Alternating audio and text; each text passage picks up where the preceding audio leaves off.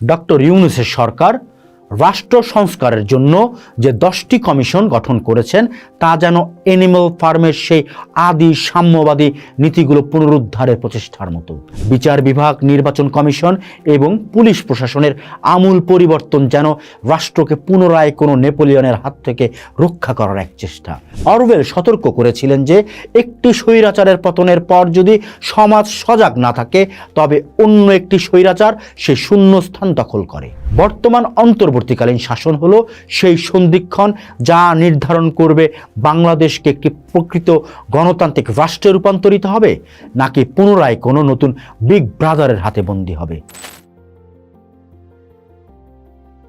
George Orwell তার কালজয়ী 2 রাজনৈতিক উপন্যাস এনিম্যাল ফার্ম এবং 1984 এর মাধ্যমে স্বৈরতন্ত্র, প্রপাগান্ডা এবং ক্ষমতার অপব্যবহারের যে নিখুঁত ব্যবচ্ছেদ করেছিলেন তা বিংশ শতাব্দীতে যতটা প্রাসঙ্গিক ছিল, একবিংশ শতাব্দীর বাংলাদেশে তার চেয়েও বেশি বাস্তব হয়ে ধরা দিয়েছে। 2008 থেকে 2024 আওয়ামী লীগের 16 বছরের শাসনকাল এবং 2024 সালের জুলাই আগস্টের গণ অভ্যুত্থান পরবর্তী সংস্কারের সময়কাল বিশ্লেষণ করলে দেখা যায় অরওয়েলের সেই কাল্পনিক ডিস্টোপিয়া বা অন্ধকার জগৎ যেন এই ভূখণ্ডে অক্ষরে অক্ষরে বাস্তবায়িত হয়েছে। এটি কেবল এক নায়কতন্ত্রের গল্প নয়, বরং কিভাবে একটি রাষ্ট্র ধীরে ধীরে নজরদারি, প্রপাগান্ডা এবং সত্যের বিকৃতির মাধ্যমে একটি অরওয়েলীয় গোলকধাঁধায় পরিণত হয়। এটি তার এক জীবন্ত উপাখ্যান। এনিম্যাল ফার্মের কাহিনী শুরু হয়েছিল এক মহান বিপ্লবের স্বপ্ন দিয়ে, যেখানে পশু পাখিরা তাদের শোষক মিস্টার জোন্সকে তাড়িয়ে দিয়ে সাম্য প্রতিষ্ঠার শপথ নিয়েছিল। বাংলাদেশের 2008 সালের দিন বদলের সনদের মাধ্যমে ক্ষমতায় আসা আওয়ামী লীগকেও সাধারণ মানুষ এক নতুন আশার আলো হিসেবে দেখেছিল। কিন্তু উপন্যাসের নেপোলিয়ন নামক শূকরটি যেমন ধীরে ধীরে খামারের নিয়ন্ত্রণ নিয়ে নিজের একচ্ছত্র আধিপত্য কায়েম করে, বাংলাদেশের শাসন ব্যবস্থাও তেমনি ধীরে ধীরে একটি পরিবার ও দলের হাতে বন্দী হয়ে পড়ে। অরওয়েল দেখিয়েছিলেন কিভাবে ক্ষমতার লোভে বিপ্লবের মূল আদর্শগুলো বদলে ফেলা হয়। উপন্যাসে শূকররা যেমন সাধারণ প্রাণীদের শ্রম শোষণ করে বিলাসী জীবন যাপন করত, বাংলাদেশেও তেমনি একদল সুবিধাবাদী শ্রেণী বা অলিগার্ক তৈরি হয়েছিল। ব্যাংক লুটপাট, নজিরবিহীন অর্থ পাচার এবং মেগা প্রকল্পের আড়ালে বিপুল সম্পদ কুক্ষিগত করা হয়েছিল। অরওয়েলের সে বিখ্যাত slogan all animals are equal but some are more equal than others এর বাস্তব প্রতিফলন। রাষ্ট্রের সম্পদ ও আইনের সুবিধা সবার জন্য সমান হওয়ার কথা থাকলেও একটি নির্দিষ্ট রাজনৈতিক গোষ্ঠী ও তাদের অনুগত ব্যবসায়ীদের জন্য আইনের শাসন ছিল সম্পূর্ণ ভিন্ন। নেপোলিয়ন যেমন তার প্রতিদ্বন্দ্বী স্নোবলের অবদান অস্বীকার করে তাকে ষড়যন্ত্রকারী সাজিয়ে খামার থেকে বের করে দিয়েছিল এবং নিজেকে একমাত্র ত্রাতা হিসেবে প্রতিষ্ঠিত করেছিল, বাংলাদেশেও আমরা একই চিত্র দেখেছি। গত 16 বছরে মুক্তিযুদ্ধের একক কৃতিত্ব একটি নির্দিষ্ট পরিবার ও দলের উপর সীমাবদ্ধ করার চূড়ান্ত প্রবণতা দেখা যায়।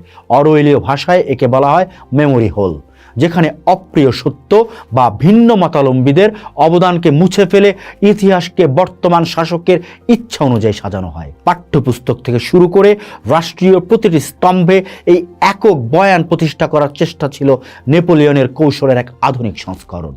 অরওয়েলের 1984 উপন্যাসে বিগ ব্রাদার চরিত্রটি ছিল এক সর্বব্যাপী সত্তা, যে সবসময় নাগরিকদের উপর নজর রাখত। বাংলাদেশে শেখ হাসিনার 16 বছরের শাসন আমলে তার প্রতিকৃতি এবং বন্দনা বাধ্যতামূলক করার মাধ্যমে এক ধরনের ব্যক্তিত্ববাদ তৈরি করা হয়েছিল। সরকারি অফিস, শিক্ষা প্রতিষ্ঠান থেকে শুরু করে রাস্তার মোড়ে মোড়ে তার ছবি নাগরিকদের মনে করিয়ে দিত যে big brother is watching you. 1984 উপন্যাসে থট পুলিশ মানুষের চিন্তা নিয়ন্ত্রণ করত। বাংলাদেশে ডিজিটাল নিরাপত্তা আইন বা ডিএসএ এবং পরবর্তীকালে সাইবার নিরাপত্তা আইন মূলত থট পুলিশের ভূমিকা পালন করেছে। সোশ্যাল মিডিয়ায় একটি মন্তব্য বা একটি কার্টুন আকার অপরাধে লেখক, সাংবাদিক ও সাধারণ মানুষকে গ্রেপ্তার করা ছিল মানুষের চিন্তাকে অপরাধ হিসেবে গণ্য করার চরম দৃষ্টান্ত। লেখক মুস্তাক আহমেদের কারান্তরালে মৃত্যু অরওয়েলীয় সেই দমন পীড়নেরই বাস্তব রূপ। অরওয়েলের মিনিস্ট্রি অফ লাভের ভেতর ছিল রুম 101, যেখানে বন্দীদের উপর অমানসিক নির্যাতন চালিয়ে তাদের মনোবল ভেঙে দেয়া হতো। বাংলাদেশের আয়নাঘর বা গোপন বন্দিশালা ছিল সেই ভয়াবহ রুম 101-এর প্রতিচ্ছবি, যেখানে বছরের পর বছর মানুষকে নিখোঁজ করে রেখে তাদের অস্তিত্ব মুছে ফেলার চেষ্টা করা হতো, যা অরওয়েলের ভাষায় আনপার্সন বা মানুষকে অব্যক্তি করে দেওয়ার প্রক্রিয়ার সমতুল্য। অরওয়েল দেখিয়েছিলেন কিভাবে শাসক গোষ্ঠী শব্দের অর্থ বদলে দেয়। বাংলাদেশে উন্নয়নের সংজ্ঞাকে গণতন্ত্রের বিকল্প হিসেবে দাঁড় করানো হয়েছিল, আগে উন্নয়ন পরে গণতন্ত্র। এই ন্যারেটিভটি ছিল সম্পূর্ণ অরওয়েলীয় নিউজপিক। তারা নির্বাচনের নামে প্রহসনকে বলতো গণতন্ত্রের ধারাবাহিকতা, আর দমন পীড়নকে বলতো স্থিতিশীলতা। অরওয়েলের বিখ্যাত স্লোগান ইগনোরেন্স ইজ স্ট্রেংথ বা ফ্রিডম ইজ স্লেভারি এর মতো বাংলাদেশেও গুম খুনকে উন্নয়নের অনুষঙ্গ হিসেবে প্রচার করা হতো। এই ডাবল থিং বা একই সাথে দুটি বিপরীত বিশ্বাস ধারণ করার মাধ্যমে জনগণের বিবেককে অবশ করে রাখার চেষ্টা করা হয়েছিল। অ্যানিমেল ফার্মের স্কুইলার চরিত্রটি ছিল শাসকের প্রোপাগান্ডা মেশিন। সে মিথ্যাকে সত্য এবং পরাজয়কে বিজয় হিসেবে প্রচার করত। গত 16 বছরে বাংলাদেশের মূলধারার সংবাদ মাধ্যম এবং অনুগত বুদ্ধিজীবীরা স্কুইলারের দায়িত্ব পালন করেছেন। 2014 সালের ভোটারবিহীন নির্বাচন, 2018 সালের রাতের ভোট, 2024 সালের একতরফা নির্বাচনকে তারা অংশগ্রহণমূলক সুষ্ঠু হিসেবে প্রচার করার নির্লজ্জ চেষ্টা করেছে। সাধারণ মানুষ যখন দেখছিল ভোট কেন্দ্রে ভোটার নেই, তখন স্কুইলাররা অর্থনৈতিক জিডিপি আর উন্নয়নের পরিসংখ্যান দিয়ে জনগণের চোখ ধাঁধিয়ে দেওয়ার চেষ্টা করত। 2018 সালের সেই নির্বাচন ছিল গণতান্ত্রিক ব্যবস্থার উপর এক চরম চপেটাঘাত, যা অরওয়েলের ডিস্টোপিয়ান কল্পনাকেও হার মানায়। অরওয়েলের 1984-এর নায়ক উইনস্টন স্মিথ লিখেছিলেন, if there is hope it lies in the proles. যদি কোনো আশা থাকে তবে তা সাধারণ মানুষের মধ্যেই আছে। 2024 সালের জুলাই আগস্ট মাসে বাংলাদেশের সাধারণ ছাত্র জনতা বা প্রৌল শ্রেণী যখন দেওয়ালে পিঠ থেকে যাওয়ার পর রাজপথে নেমে এলো, তখন অরওয়েলীয় সেই নজরদারি যন্ত্র ভেঙে পড়ে।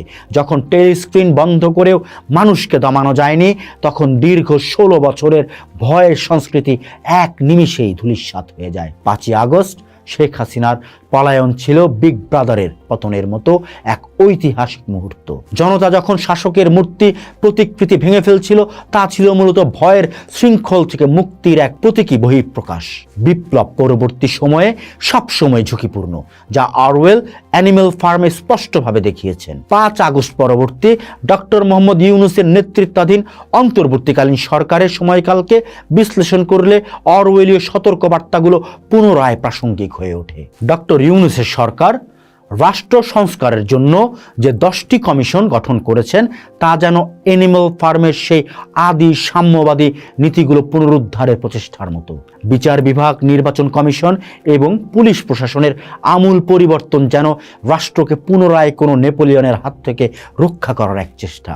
এই সংস্কার মূলত মেমোরি হোল থেকে সত্যকে উদ্ধার করার প্রক্রিয়া, যেখানে আয়নাঘর উন্মোচন, গুম হওয়া ব্যক্তিদের স্মরণে কমিশন গঠন এক বড় পদক্ষেপ। অরওয়েল সতর্ক করেছিলেন যে একটি স্বৈরাচারের পতনের পর যদি সমাজ সজাগ না থাকে, তবে অন্য একটি স্বৈরাচার সে শূন্য স্থান দখল করে। 2025 সালের প্রেক্ষাপটে বাংলাদেশের রাজনৈতিক দলগুলোর মধ্যে নির্বাচনের জন্য যে অস্থিরতা, ক্ষমতার ভাগাভাগির লড়াই দেখা যাচ্ছে, সেখানে একটি বড় প্রশ্ন ওঠে, নতুন যারা ক্ষমতায় আসার স্বপ্ন দেখছে, তারা কি পুনরায় শূকরদের মতো আচরণ করবে?